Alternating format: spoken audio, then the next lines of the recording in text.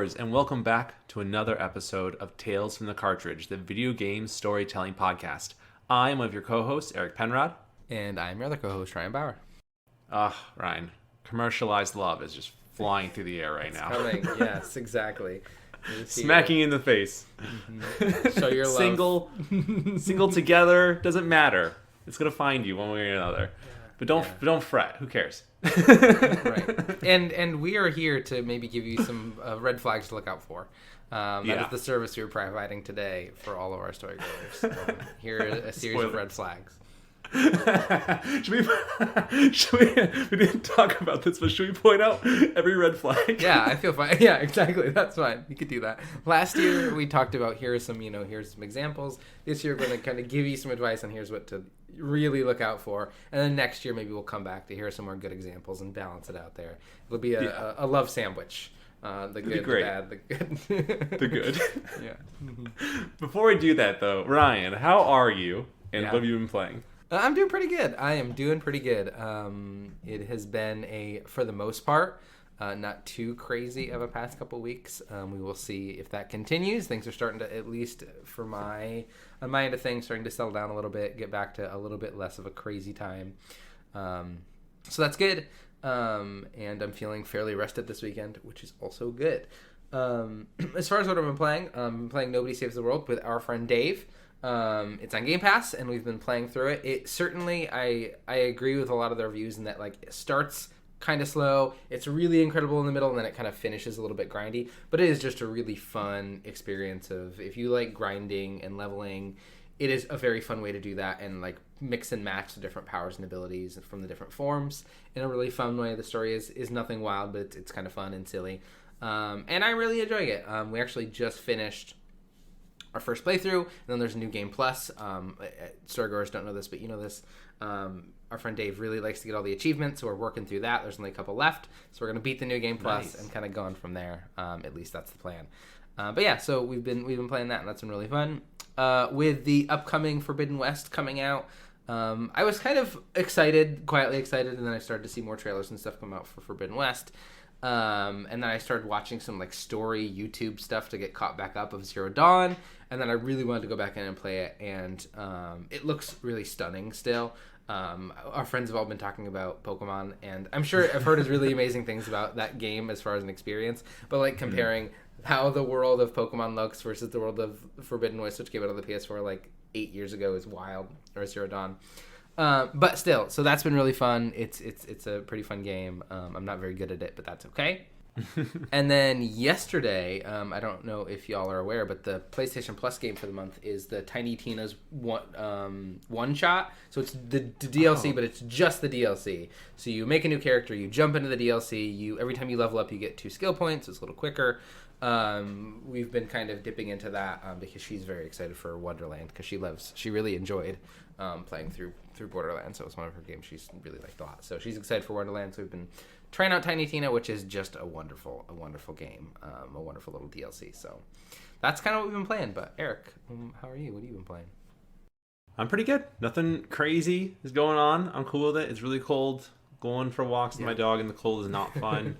I don't know. It's weird. It snowed so much. I mean, it's everywhere. It snowed, I think, right? But this last snowstorm on Friday, it's so weird. The snow was grainy. It was like sand. When I walk outside now of my apartment, I stand an extra 2 inches higher, and it's really throwing me off. So we have weird. A bunch of divots and hills in our lawn, and everything is just perfectly flat right now. It's very strange. Very weird. Yeah, it's so weird, but it was kind of fun too. Anyway, but no, I'm good. As for what I'm playing, I am desperately trying to beat Moonlighter. I am just I've been grinding at that game all weekend long. I'm at the last dungeon.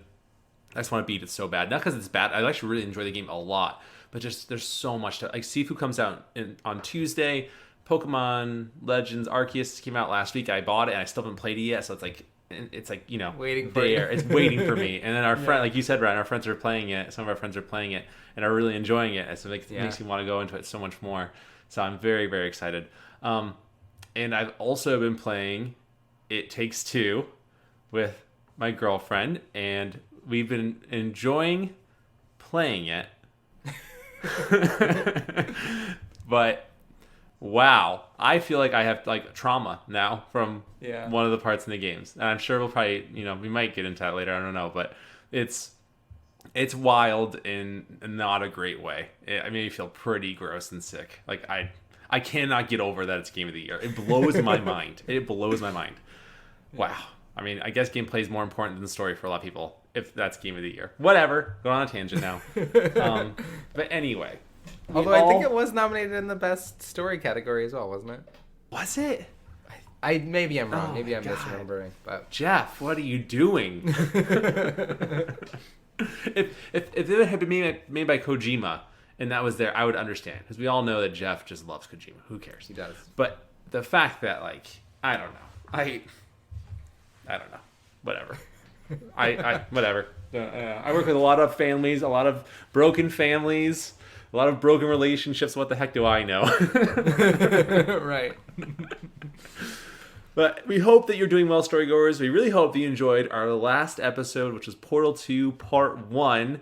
Ryan, you did such a good job on editing that. Oh, on everything, really. But the editing was so good. It was so good. Kudos to you. I'm very excited to do Part 2. Thank you. I spent far too long trying to figure out the robot voices that the episode came out late because I was trying to figure out how to get them right in a way that felt good. And there are a couple bits and bobs that I missed as I was listening through, but it's okay. I was really proud of how it turned out with the sounds and the effects. I certainly think in a second pass, there's some other places that I had marked to add sound effects in, but I just wanted to get the episode out where it was. As is always the case, it is never it's more that the episode has to be released and it is perfect, and that's just how it goes sometimes. Yeah. But yeah, it was really fun to edit. If this is our full-time job, then maybe we would have no excuse, but it's very hard to live a life and edit this at the same. Not to not to give ourselves an excuse or whatever, but just an explanation. So, but no, it turned out so good. So hopefully everyone liked it. We had a bunch of downloads over the week for it, so that was great. But we hope you're doing well, and we would love to know your thoughts, feelings, and perspectives on the games that we cover or the games you would like us to cover by sending them to us at talesfromthecartridge@gmail.com. All of the E's are 3s. You can also find us on Twitter and Instagram. DM us, comment on our posts, let us know what you think so we can read those on the show. And we can read them on the show. Sorry, I'm kind of dazing out for a second here. But if you do send us your thoughts, feelings, or perspectives, we will happily give you a Tales from the Cartridge sticker. Put on whatever you want, your water bottle, your laptop, your mouth, whatever. It doesn't matter. Who cares? Put it on something. You'll love it. It's great. But anyway, before we jump into our main topic today, Ryan, I had a question for you because you are a big Destiny fan. I am. Which is great. I am. And man, oh man, are the big fish has gotten up all the little fish in terms of gaming. It is insane right now. So as most people probably know, Xbox has bought Activision Blizzard as well as now... Wait, what did they just buy again? Did they buy somebody else? Yeah, they bought Bethesda before. Bethesda, and Activision Blizzard. And then, that's what I'm saying. Yeah, okay, you're right. And then Sony just bought Bungie. Huge. That's crazy. That is literally crazy. The publisher developer that got away from its previous employer to go independent and then just bought again, which is wild. It's so interesting to me that they took that route. But I'm curious what your thoughts are on it and what it means for Destiny. Yeah, it's a very strange situation because they were bought by Activision Blizzard for a period of time, right? And I think they bought them, and again, my numbers might be wrong here. I think they were originally bought for $100 million, and then they were just bought for $7 billion or something like that, which is good for Bungie, right? The thing about Destiny is it still has, I think, I saw the other day, there's about 1 million people playing still right now, daily, and right now we're at the tail end of the season, so I haven't been playing much recently. Most people drop off towards you get to the end of the season because there's not a lot going on unless you are a streamer and you're prepping for the next season. Mm-hmm. This was big and very strange, exciting news. But I think as far as what it's going to mean for Destiny 2, I don't think it's going to mean much of anything in the short term, certainly, as these things take time. And I think even in interviews that have come out since, they've effectively said, we're not going to do anything to Destiny. Or at least Destiny 2, which again is oftentimes the way with these things. But Who knows? I don't know if... I don't think Bungie's going to release like a Destiny 3. What they might do is release like Destiny something, and then have that continue to be a live service experience. But I don't think it's going to be much for Destiny. We'll see about their other IPs, because Bungie is reportedly working on other multiplayer experiences and other multiplayer games. And from what I've seen, the reason Sony wanted to buy them is because like Bungie is very good at live service games, and they want to have more live service games. So we'll see. I'm glad that Bungie has a little bit more breathing room when it comes to money, hopefully, because you can certainly see that like season to season and release to release, they are kind of pushing and doing as much as they can to get the stuff out there. And then oftentimes when a new season, a new expansion comes out, you have a bunch of really good stuff that's released. But then if you go to the Eververse, which is the shop, there's like 3 times as much stuff in the Eververse that comes out as well. New skins for guns, new sparrows, new ships, new emotes. Like they make a ton of these things because that's where they make their money. So it'll be interesting to see, maybe they can now spend some more of that time and energy on the gameplay pieces and not so much on those cosmetics, because that's kind of where they make their money. And hopefully it gives them a bit of a safety net. That being said, they had that with Activision, and I don't know how good their stuff was. It was fine. I think the stuff they're putting out now is better than the stuff they were putting out with Activision. So we'll see. We'll see what kind of long-lasting effect. Short term, I don't think it's going to mean anything. We'll see for the future. I mean, I've heard this from other folks as well, but you don't spend that much money on a company without wanting something out of it. So I don't know what Sony necessarily is getting out of it other than the expertise. But we'll see. Yeah, it's a wild one. It is a wild one. But good for Bungie. Good for the folks at Bungie. I hope they are able to get some chill out a little bit and not crunch. If they are crunching, stop crunching, because they've got this kind of income stream. And whenever PlayStation releases their kind of a little bit late Game Pass, hopefully, Destiny will be on there, and the seasons will be on there, which is then good for... It's already on Game Pass, right? If you have Game Pass, you have Destiny. You have access to Destiny. So it'll be interesting to see if that continues. And Destiny is already on all platforms and has all crossplay, and I don't think that's going to change. But we'll see. We'll see. Yeah. I think I heard, too, that Bungie's looking to make movies and shows and things like that about it, too. So I'm sure Sony has a means to provide that.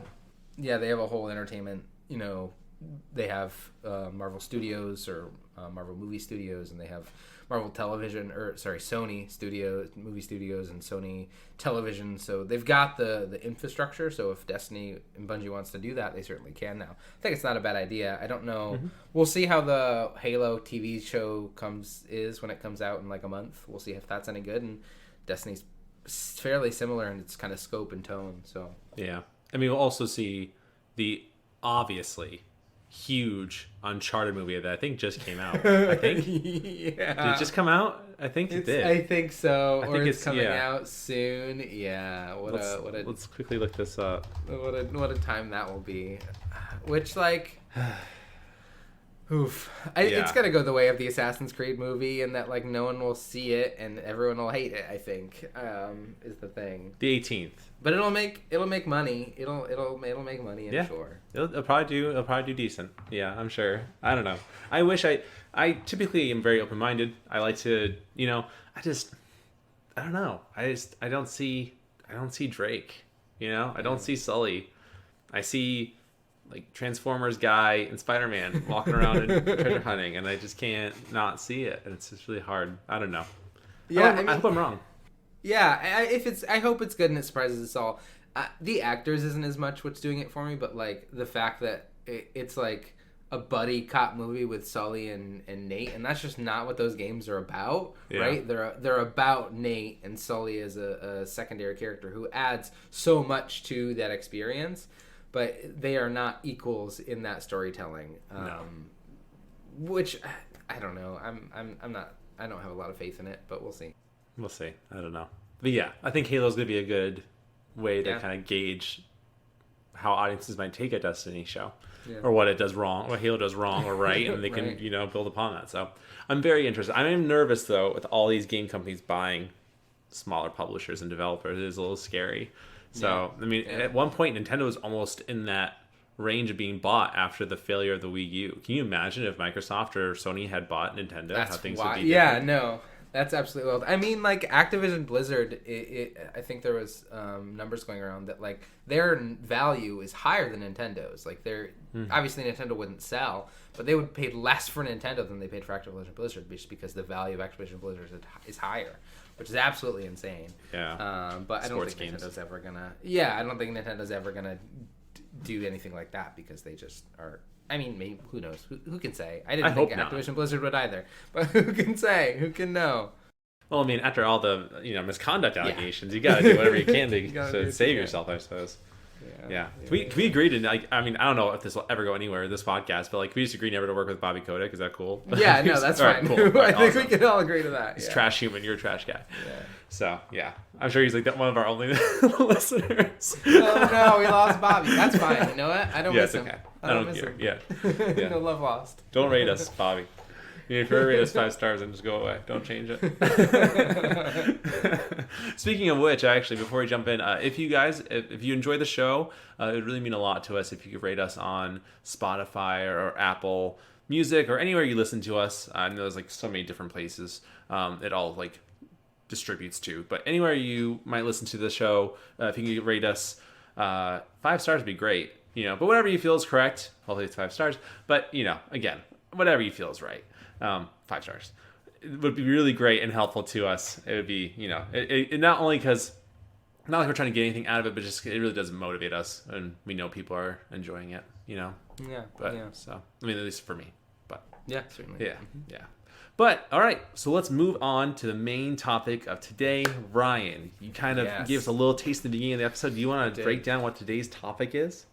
Yeah, so last year we kind of talked about some of our favorite kind of relationships in gaming. We didn't only focus on couples. We focused kind of more on relationships generally. Mm-hmm. This year, we're all couples. Couples in gaming. All the couples. All the couples. And I'm looking, we only chose, oh man, Eric, we only chose all heteronormative male-female relationships. It's yeah. Oh, no. Well, I mean, not necessarily. It's really hard to find those. It was really hard to find any. I mean, that does speak to the industry, because I had a really hard time finding relationships generally, and all of them were heteronormative. So I guess we're using what we can. I mean, I found. Sorry, I didn't mean to cut you off. I found a few, LGBTQ plus couples, but they were all positive to me. So that's fair. I don't want to say anything about them. And I don't know. I feel like all the ones I could probably say are bad or are toxic are probably ones I didn't play. Like, I'm sure there's a Mass Effect couple between Femme Shepard and a female character you could ship who were very toxic. I just don't. I don't know. You didn't play those forever. Yeah. So, like, you're right, but maybe that says a lot. Like, maybe it's true. Maybe that does say a lot more than it actually meant to. I think also if people are if you're gonna take the time to make a non-heteronormative relationship in your game, maybe you're gonna take the time to not make it a terrible relationship with a lot of red flags that we're gonna talk about. Although I will say one of mine is not heteronormative in that it is by species, but we'll get to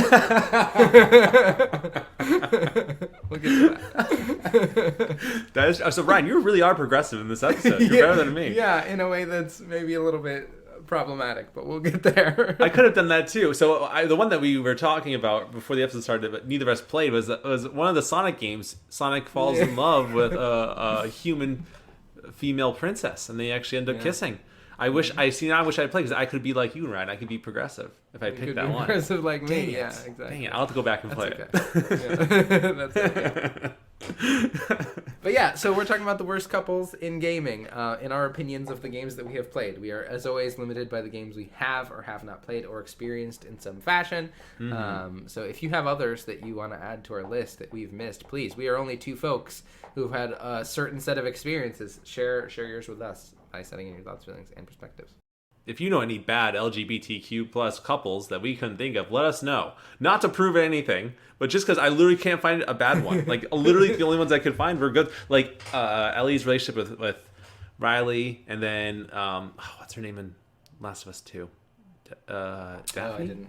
I still need to play that. Really good. I've been holding off because I just don't want to be really depressed and sad. But I do need to just eventually dive in, because I feel like the longer I wait, the more everything. It's a ride.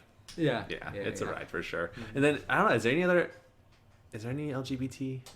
Like in again, There I didn't play, but they're just coming out with a sequel, the Colors game, where you're walking around and you interact with folks, and what's it called? Colors game. The new one is called True Colors. Or something. Life is Strange. Life is Strange. Oh, there Life is some Strange. really good, obviously non-heteronormative couples in that are very good. But again, it's not a game that I've experienced, unfortunately. I've heard it's very good though. Yeah. Yeah, I guess we still have a lot of growing to do in the industry, or we're just really closed-minded, don't know, don't realize it. Either one. Hopefully, it's the first. Yeah. For our sakes, I mean. Yeah. Exactly, yeah. But Ryan, so we're gonna talk about toxic relationships in video games, and we talked about at the beginning of the episode. Maybe pointing out the red flags for each one might be a really good idea. Maybe we talk about red flag for one of you guys listening. Then you say, "Whoa, maybe my I can't pronounce it. Anthropomorphic. How do you say that? Anthropomorphic. Maybe my anthropomorphic relationship is not as healthy as I think it is." Right. Yeah, it really is. Will help you open your eyes a little bit. So, Ryan, do you want to start us off with who's Sure, I can start us off. Yeah. And like I said, we're gonna try to identify red flags when we can, as best as we can. And if you disagree with what we're saying, let us know. Help us out. So my first is Crash and Tanya from the Crash Bandicoot series. So Tanya only appeared in the first couple Crash games because Sony and Universal Interactive did not want her in the game. They thought she was too adult for the game, and Naughty Dog even said they styled her after Pamela Anderson. She has no spoken lines really in the game, other than she is just a damsel in distress. Their relationship isn't explored. The reason that I added her though is because in the newest Crash, Tanya is a playable character, but it's from a timeline where she never meets Crash. And in that timeline where she never meets Crash, she's this like fully formed, really cool, intelligent, competent character who is much better at Crash than everything. So in this situation, you have when they're together, she kind of isn't able to shine. She is just kind of there to be on Crash's arm, which is not okay. She's being treated as an object. Where in a world without Crash, she's able to be her own person and have a fully formed personality and do her own thing and be kind of better than Crash because he was just holding her back. So I thought that was really wild and interesting that they've in the canon of Crash. And eventually they took Tanya out and they added Coco because that was a more family-friendly relationship for Crash and Coco, his little sister.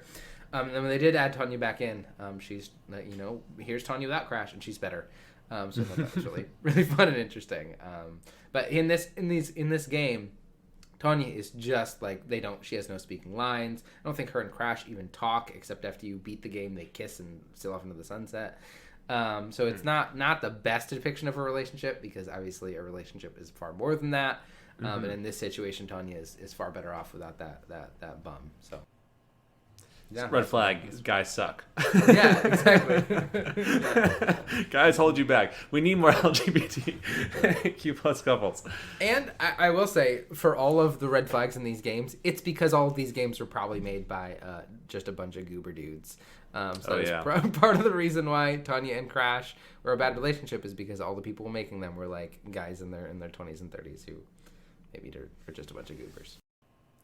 Just say it nicely, right? Close-minded, maybe. Yeah. 90s were a rough time. 90s were, in terms of open-mindedness, I think. Yeah. But we're getting there. So I didn't realize that she was based on Pamela Anderson. That's interesting. Yes. To me. Yeah. So she had like long blonde hair and was pretty voluptuous. And like in some games, her shorts were shorter than other games in a really problematic and gross way.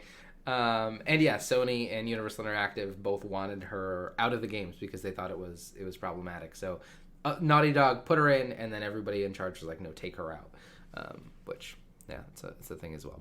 And then when she was out, she went off to live a better life without Crash. Yeah. So I guess the moral of the story is find someone who's going to make you or don't be with someone who's going to bog you down. You need to be a complete person before you meet someone else who's hopefully complete too, right? Right. Very understanding of yourself and how you work, and you kind of know who you are as a person, and find someone that just works with you. You don't need to be completed by them, but you're just complete, and you are just together. You know what I mean? Yeah.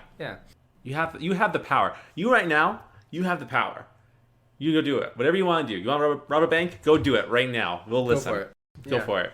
Mm-hmm. We do legally have to say we are not held responsible for any actions any storygoers take after hearing this podcast. We are not legally accountable. This is just a silly podcast. Unless you get away, then we would love to have some money. That'd be great. I mean, we say that as a joke. Wink, wink, nudge, nudge. Right. Yeah. Right, exactly. That's a good red flag. I mean, I say this a lot to clients I talk to because they're usually kids who don't know anything about relationships. And granted, I maybe don't know a whole lot about relationships either. I think I like to know more than teenagers, but you never know. But like talking about like how working on yourself to be able to give yourself your needs is fantastic. We don't want to meet someone that fills those needs because when they disappear for whatever reason, then you're just not quote unquote like whole. So, working on yourself, providing for yourself what you are looking for in a relationship. So that way when you meet someone else and they've hopefully worked on themselves and they provide for themselves too, you can just be two people who can provide what you need for yourself, but at the same time be together and work together. That's a healthy relationship. Don't be someone that thinks that you get to be like meet someone and you complete the puzzle piece of your life. You know what I mean? Because eventually that puzzle piece gets ripped up or destroyed or water spills on it and then it disappears and then you've lost that piece. Mm-hmm. That makes sense? Yeah, that makes sense. Yeah, I feel that. Mm-hmm. Yeah. I'm Dr. Phil now, apparently. I don't think he's very good at relationship advice either. A less problematic Dr. Phil. This episode's going off the rails fast. That's fine. Eric, I would love to hear so much about your next, your relationship, not your relationship, relationship, but your next. Oh, it's problematic. Next episode, I'm just broken up with. Well, Ryan, I'm moving out. I'm living in my car right now. No, the first relationship I picked is actually one we covered a little bit of already in a previous episode. That relationship is Travis and Sylvia from No More Heroes. Why is it complicated? Well, first off, I want to say spoiler alert. In case you haven't listened to the episode or played the games, go do that first. Good is a word I personally would use. I don't think a normal person would use that word necessarily. It's kind of wacky and crazy. It's entertaining. That's what it is. It's entertaining. So spoiler alert, in case you don't want to know this, but why Travis and Sylvia are not a great couple is that it just really is a lot of complicated and problematic family dynamics you kind of learn about the end of the game as you realize that Sylvia, who is like very seemingly infatuated with Travis and really doesn't, she says that, he believes it, but you kind of know it's not real, we find out that Sylvia is married to Travis's twin brother, Henry, right? It always kills me because like when we record that episode and you're like, it's such like a soap opera or whatever, and you're right, and you're so right. It really is just wacky and wild. And these two guys, Henry and Travis, these twin brothers fight basically over her, right? They're trying to kill each other, which is not the answer in this situation. Like both of them should have a little bit of self-respect for themselves and ask themselves why they're so infatuated with this woman who's kind of pulling their heartstrings, so to speak. But more power to Sylvia. I mean, hey, not to say you should do this, but I mean, like, go females. You know what I mean? I don't know. It's hard. But, I mean, I think why is it a red flag? Well, you're fighting over a girl who's kind of like, seemingly leading you guys on. This is just not going to work. You got to ask yourself, is this relationship worth it? Should I kill my twin brother for this person who probably doesn't respect me very much? I feel like I would ask that question to myself. But granted, love is crazy. You can't help who you fall in love with. So maybe that's also a red flag. Love is a problem. Love can really be a problem. Stop loving, everyone. I mean, and not to mean to complicate it more, and again, spoiler alert, but Travis does end up having a child with Sylvia, which you should see Henry in No More Heroes 3. It's wild. It really takes some crazy, crazy turns. It is not, I did not see it coming. So we'll have to get to that point eventually when we go over the other games, but in the meantime, just know, if you, let's just say this, if you have a twin brother, like most people, and you find out that you are in love with your twin brother's married wife, I would advise, as someone outside the situation, just don't go for that. You deserve better. You deserve better. Yeah, don't fight your twin brother to the death for this woman. It's not worth it. It's not worth it. Come together, unless, she's really cool. Then, by all means, just go at it, There can only be one, so. Right. Does that sound right, Ryan? Does that sound? Yeah, I think that sounds fine. I think that's fine advice. Don't do it unless they're really cool. That feels like good sound. I used to have a twin brother named Derek, who ironically was married to my girlfriend at one time, but Derek's dead. I don't want to talk about why. We don't talk about it anymore, but yeah. He's a jerk.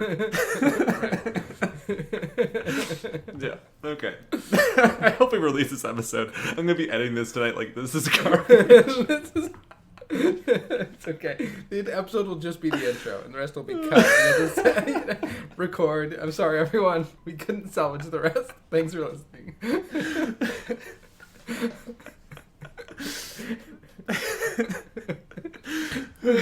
Oh man. All right. So for the one storygoer still here listening to this, we appreciate it. We'll move on to the next one. This is a great one. I didn't even think about this, Ryan. So kudos to you. I love this one. This is great. So the next relationship I have on my list is Octadad and Scarlett from Octodad, the Deadliest Catch. If you don't know, this is a game in which you play an octopus in a suit. And I think this is the second Octodad game. I think there's another one. Yeah. But effectively, you are in a relationship with this woman, and you have children. And the problem with this relationship is neither of you acknowledge that you are an octopus. Neither of you have acknowledged that this is anything out of the ordinary. And she has human children that are obviously not this octopus's children, but those human children fully believe that Octodad is their dad. So there's a lot of lies, a lot of manipulation, a lot of self-imposed ignorance. They're kind of ignoring everything about the world around them just so they can keep being in this existence where he is an octopus and she is a person. And they go to the grocery store together. They have a house together, but it's not okay to just. Sorry, Millie is smiling from the other room.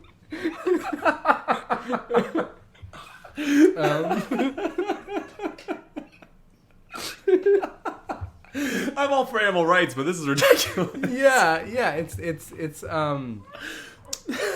both of them need to just come to terms with what's going on here. If they love each other, that's great, but they need to understand that they need to accept each other for who they are instead of just Octodad pretending he's a person, the wife pretending he's not an octopus, and finding some way to make that work. That being said, it only works if the octopus is like a fully sentient being who can make decisions and make informed decisions. So yeah, just be honest with each other. If you're Red not, flag, if you are not who you say you are, you have to come out and be honest about that, because otherwise it's going to eventually become a problem down the line. I would assume. I don't think it ever does in this game, but I think it maybe should in the next one. Relationships are built on trust, right? So if you're an octopus lying to your significant other, that foundation of trust is already broken. Yeah. So red flag.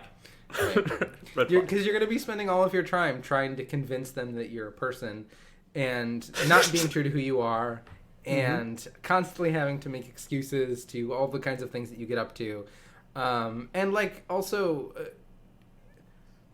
how do you can't change in front of each other. You can't do anything within the same area. How do you eat? Because you don't have a mouth in the right spot. There's a lot of lies there. And then they've also brought their children into this lie, right? And they're going to grow up thinking this octopus is their father, not ever really knowing their true father. Well, I think is it not their actual father? Well, he's an octopus. I know, but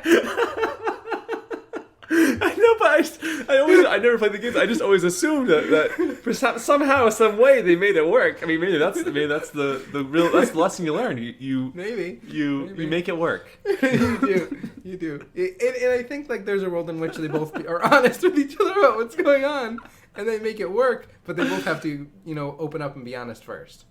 Yeah.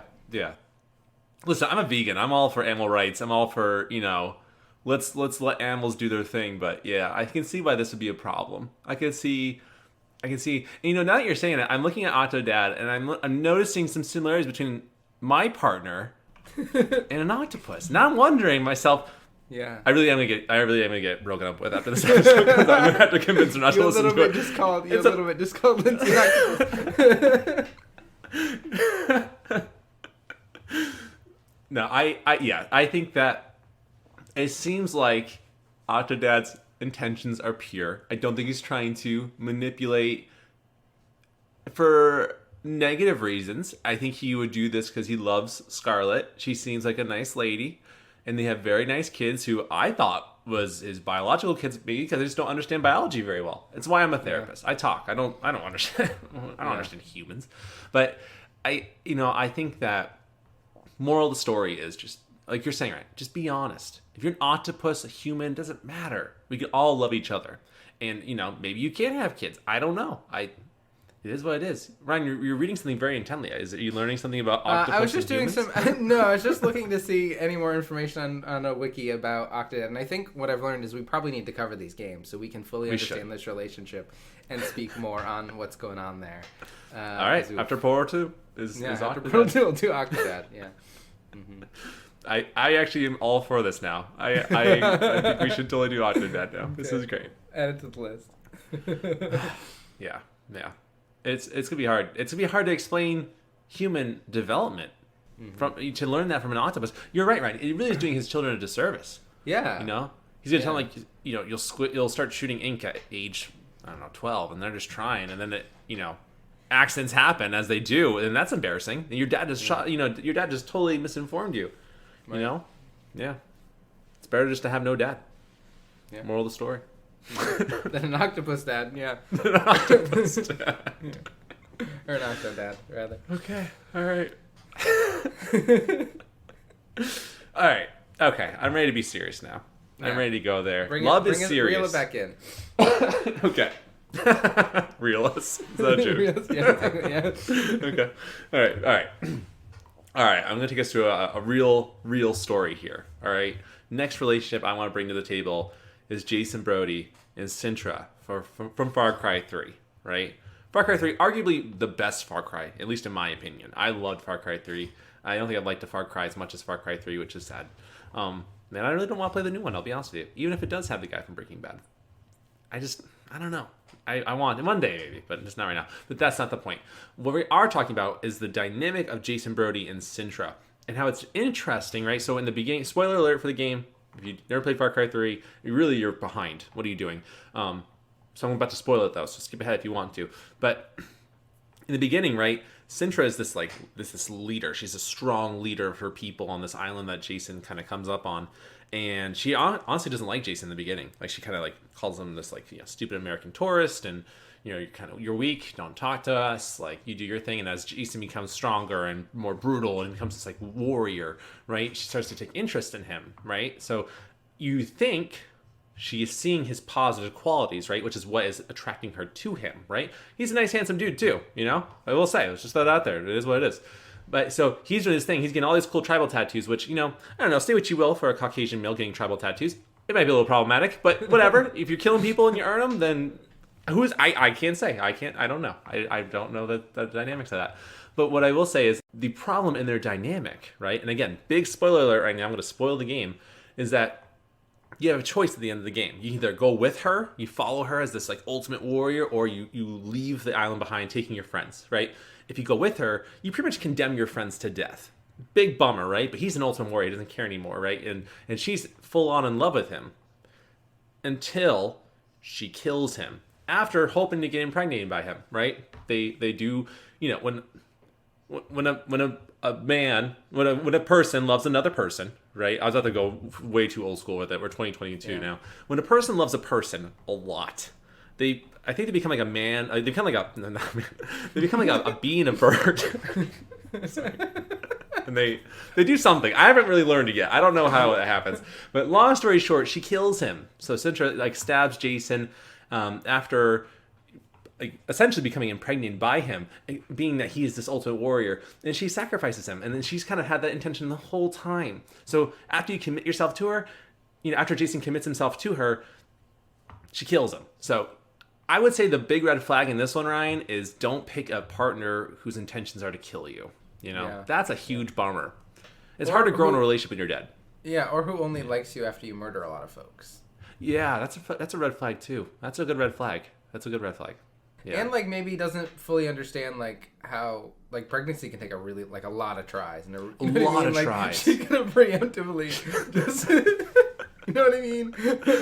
She's like, wait, what? I'm not? Oh, crap. Is he still? No, he's dead? Oh, no. Right. Yeah, no, you really should make sure that happens before you kill the Ultimate Warrior husband, father of your baby. Yeah. Maybe I think the real red flag, Ryan, is just don't date a white cis guy with tribal tattoos. I feel like it's a huge red flag. I feel like that's the red flag we should all be worried about right now. Is that when you see them, you just stay clear. Stay clear. Now, when you see Jason Momoa, who comes from a peoples that have those tattoos, that makes sense. That works, right? That's cool. Jason Brody having them, I don't know, man. I mean, it's not the 90s anymore. We gotta move on. Right. He walking around calling himself the Ultimate Warrior covered with tribal tattoos is not a good... It's not a good look. No. Yeah, no, and he's popped his hair. It just doesn't make sense. Yeah. Okay. Yeah. That's a good one. You have to be either like The Rock or like Jason Momoa to make that work in my mind. Yeah. And they're both from, people who that is part of their culture. Yeah. And it's not appropriative. Yeah. Yeah. So if you are dating someone with tribal tattoos that you feel like should not have them, really just like take a moment to rethink your situation, I guess I would say. What are they providing for you? Are they trying to make this Ultimate Warrior baby to then sacrifice you? I would really point that one out. Like really just make sure that's the case. Or if you're in a situation, if you are the person who is going to sacrifice them, again, like you're then taking that. I don't want to condone violence, but you're then removing that problem from the world in a way. You know what I mean? Don't kill the Ultimate Warrior before you're pregnant. Conception's hard. It takes time. But also, like, Sintra is removing these red flags from the world, right? Like, she's getting rid of the white dudes with tribal tattoos. I feel like we're going down a wrong path here, right? Okay, we want to just not date them. I don't know if we want to kill them. That's fair. Everyone deserves to live, like, happy and healthy lives. That's fair. Yeah. I mean, eventually they'll, like, have their own society or something. I don't know. Right. It'll happen. Yeah. I feel like I need to really edit this episode a lot. Yeah, perhaps. Like maybe also have Lindsay get some second and third opinions well, because I think we may miss some things that she maybe says is you can't say those things. Yeah, I might have to do that. So okay, yikes. All right, so Ryan, you are on to a very problematic relationship next. I am. Yeah. Your next one. It's a good one. You ever heard about this one before? That's a lie. So, the next time I'm going to talk about Cody and May from It Takes Two. Their relationship was problematic for a handful of reasons. They were constantly putting each other down. They don't respect each other. They don't listen to each other. They don't care about each other's interests. They both together ignore their daughter. There's a lot of things, both as individuals, that they have things to work on, and then together. And they don't actually like recognize and see these as problems until they're turned into dolls and a talking book tells them otherwise by putting them through a bunch of traumatic experiences. That they don't even see as traumatic, I don't think. They don't, no. Nor do they see them as like, they just think them kind of whimsical and fun. But at the end of all these traumatic experiences, they I guess, decide that, actually maybe we shouldn't be terrible people and care about each other. Maybe. But we'll see. We'll see. Yeah. We'll see. So yeah, there's a lot that can be said, and I'm sure we'll have more to say. But I just think they're a couple who does not respect or listen to each other. They are constantly putting each other down and doesn't value the other person's addition to their household and life. And because of those things, they should not be together. Which they were on the right track there until they got turned into puppets by a magical book. And then forced to do a bunch of traumatic experiences, abandoning their daughter in order to learn that it's valuable to care about each other, which I think maybe you could just... There are other ways to do that. It's not rocket science. No. Like it's... Yeah. I really think that... I think the red flag here is don't have any magical books. Just don't. Don't keep them in your house. You never know what they're going to do. Yeah. They're always a problem. Yeah. Don't have magical books. That's it. I mean, it's I don't know. I don't know how else to explain it. It's a pretty simple one. Yeah. It's I don't think you have to say anything more. I think don't have magical books in your house. Yeah. I don't. No. I burn my books. That's a little too much. A little too close. A little too much. A little too close to what's going on in our country right now. I guess you could maybe burn a book if it starts talking to you. That's a great one. In trying to give you life advice. Yes. Or maybe you don't have to burn it. Maybe just lock it up somewhere. Yeah. But although is it sentient? I don't know. That's also maybe. It seems pretty sentient. Yeah, that's probably like that to just like lock it up. Yeah, it's even more traumatic. It's just, but you know what? At this rate, I don't think it would be out of the scope of the game from what they make you do. Honestly, if they had to lock away a magic book forever and he's like screaming for help, I would not be surprised in this game. Right. Quite honestly, right? Maybe hold the book down and force them to change the back or something. Yeah. Oh yeah. Yeah. Rip. It's I mean, it's already a problem in my mind. Like they were, like you can tell that they obviously didn't like each other very much, right? They're spoilers for the game. Obviously, we're gonna jump into it, but like they're gonna go for a divorce. We know that from the beginning of the game. But you see the way they interact with everyone else in these like worlds that they go to, like the different places around their house that they go to, and the different characters they interact with. You can see how they just don't care about anyone other than themselves. Like individually, for each one of them, they don't care about anyone who helps them. A lot of people who help them end up dying in like tragic ways, and they don't care. They just literally don't care as long as it helps them to get back to normal, which I think really speaks to the dynamic of their relationships in their lives. No wonder they hate each other. Like they don't appreciate anybody. Mm-hmm. So yeah, I think, and remembering too, like. This is going to sound stupid. I think divorce has a very bad stigma. Obviously, right? You're ending a relationship that's supposed to last, quote unquote, forever.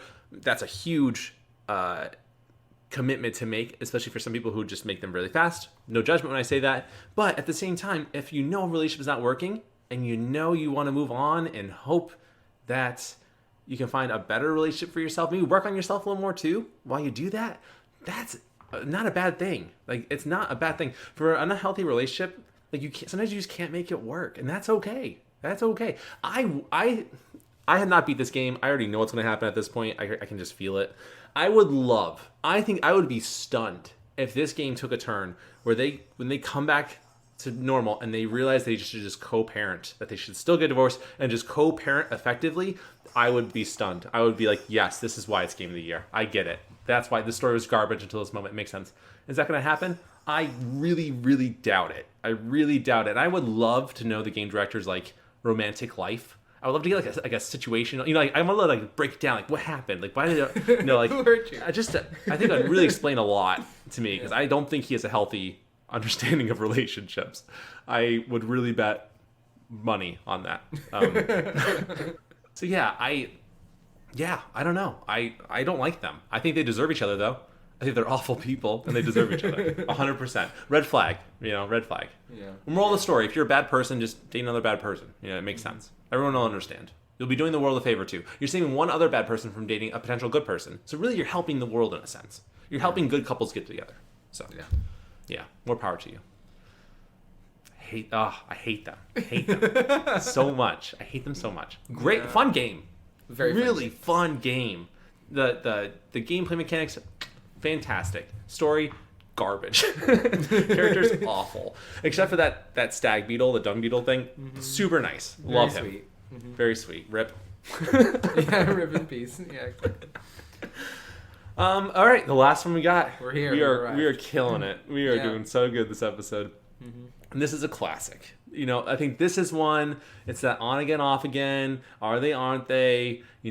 Plumber princess dynamic we all are struggling for in our lives. The relationship we're focusing on now is Mario and Peach. It's a relationship that's never truly defined, right? But you have to imagine there's something there, right? But the problem is that I don't think Mario's that committed because he constantly lets his potential significant other get kidnapped.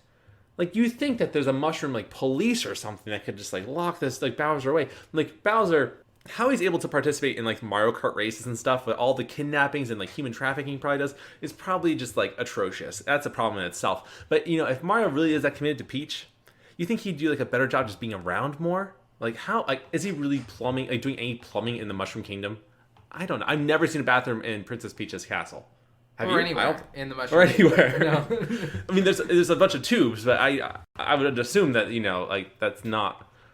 What I don't know. Yeah. I don't know. Yeah. But I think, but I will say, more power to Peach. If they are not in a relationship and she still has this dude running to get her every time she's kidnapped and they're not in a relationship, then girl, I'm snapping my fingers.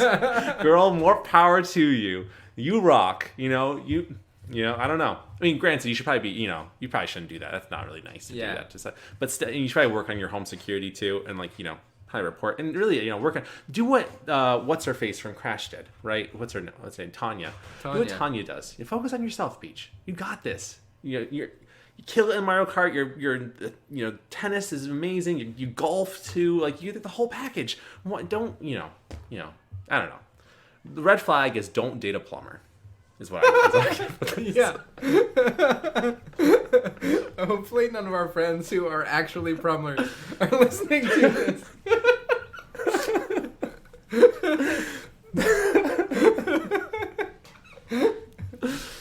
I don't mean that.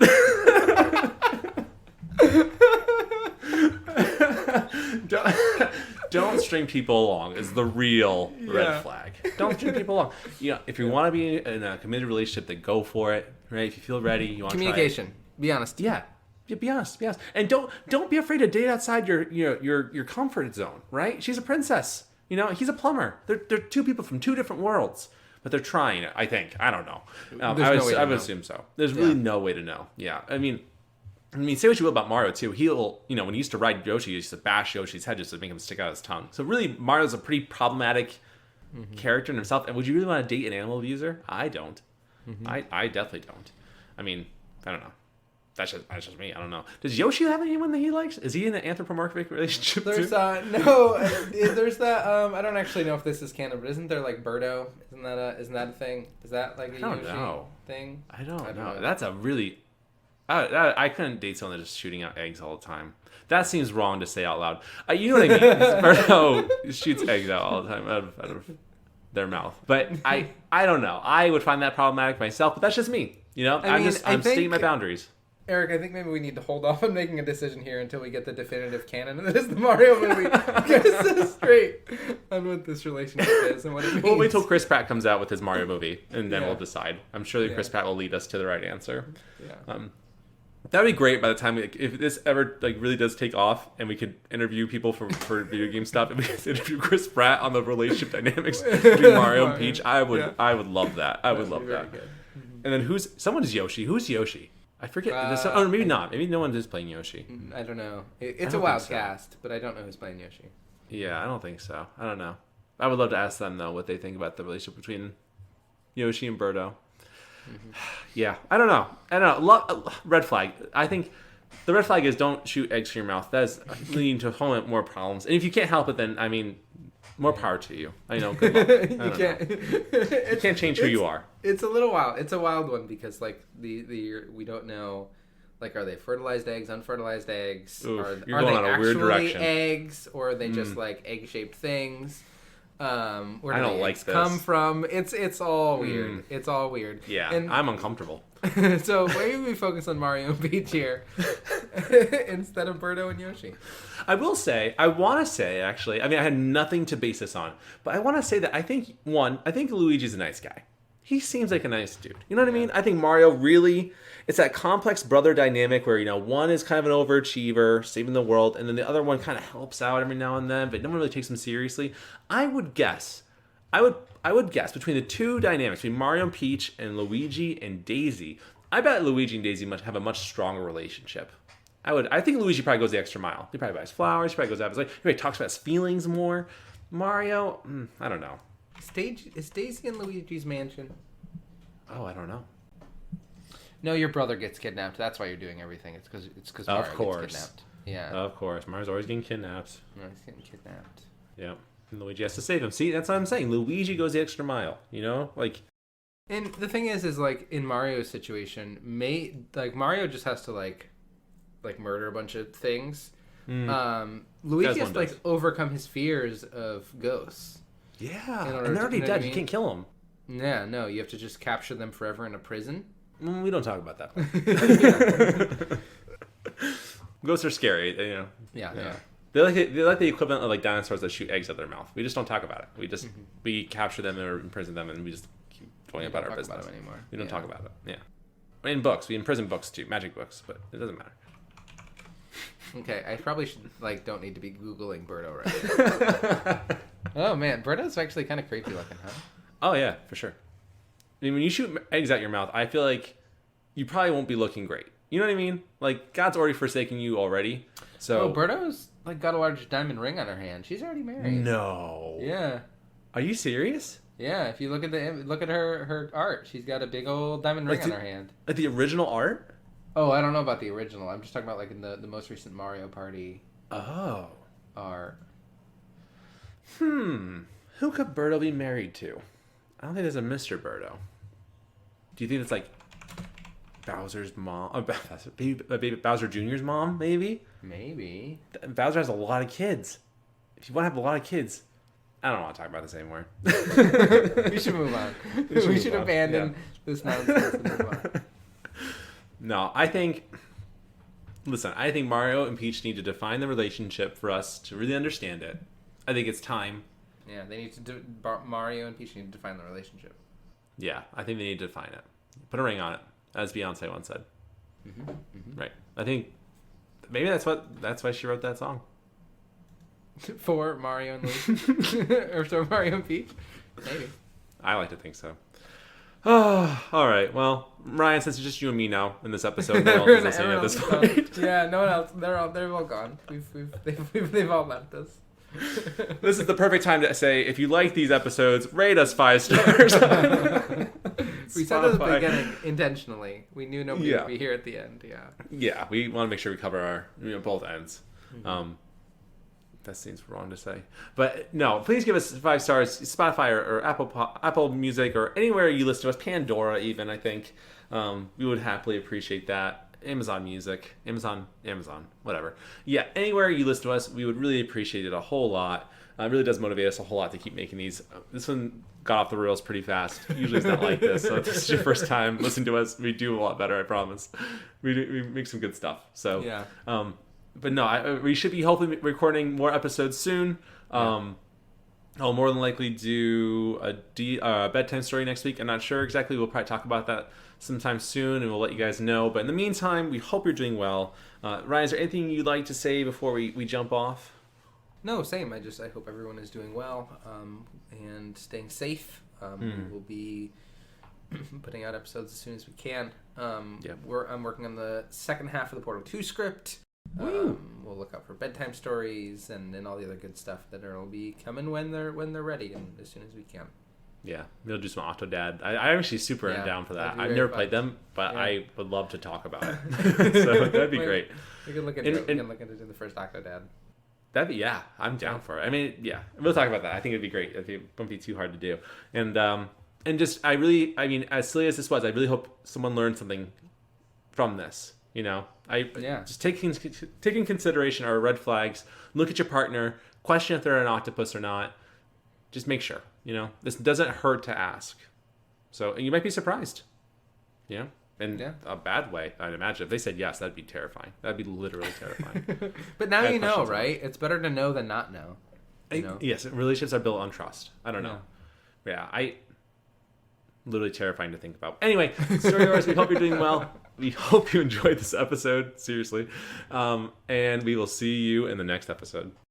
Bye. Bye. Well, I think is it not their actual father? Well, he's an octopus.